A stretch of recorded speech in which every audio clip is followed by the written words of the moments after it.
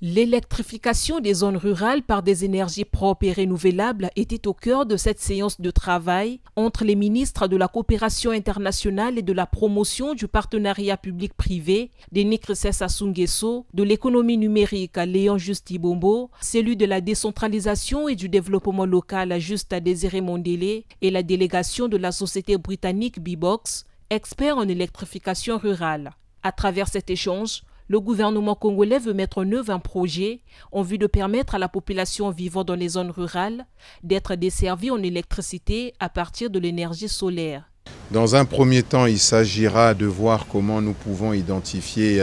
une subvention pour accompagner justement le paiement donc, de ces différents kits. Et ensuite, nous allons aller vers les logements donc, des personnes privées.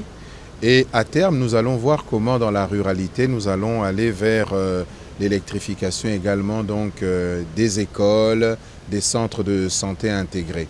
L'objectif ici est de faire en sorte que nos populations qui sont dans des zones parfois difficiles et même, je dirais même enclavées, où il n'y a pas de possibilité d'amener donc tout un mécanisme d'électrification, de passer par une solution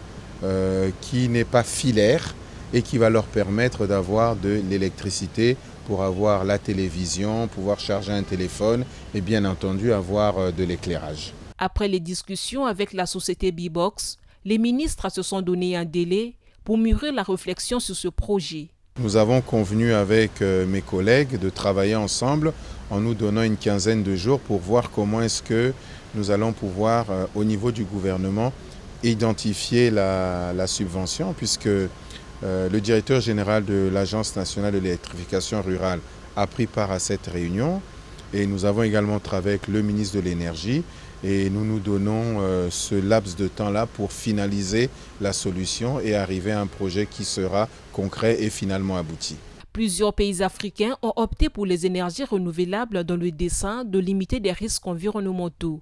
Et le Congo va sous peu s'inscrire dans la dynamique d'un État disposant des énergies reconductibles en phase avec les exigences du développement durable.